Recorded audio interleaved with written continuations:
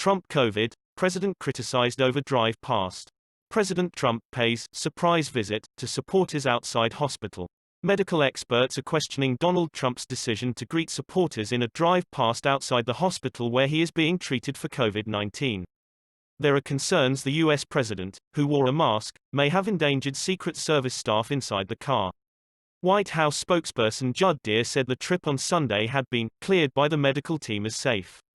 Questions remain over the seriousness of Mr. Trump's illness after conflicting statements over the weekend. The president has been in hospital since Friday, after he announced hours earlier that he had tested positive for the virus. COVID-19 has infected more than 7.4 million and killed 200,000 people across the U.S., according to Johns Hopkins University. President Trump's diagnosis has upended his election campaign, as he faces Democratic challenger Joe Biden on the 3rd of November. What did the president do? Mr. Trump waved to well-wishers from behind the glass of a sealed car after tweeting that he would leave Walter Reed Hospital, near Washington, to pay a surprise visit to patriots outside. Experts say the president's short car trip broke public health advice to quarantine when seeking treatment for the virus, and may have put Secret Service agents inside the vehicle at risk of infection. That presidential SUV is not only bulletproof, but hermetically sealed against chemical attack. The risk of COVID-19 transmission inside is as high as it gets outside of medical procedures, tweeted Dr. James Phillips, a doctor at the same hospital where the president is being treated. He said that those inside the president's car were at risk of getting ill and would need to quarantine for 14 days.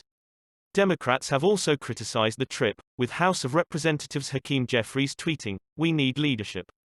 Not photo ops." But the White House's Judd Deere defended the move, saying, appropriate precautions were taken in the execution of this movement to protect the president and all those supporting it, including PPE, personal protective equipment.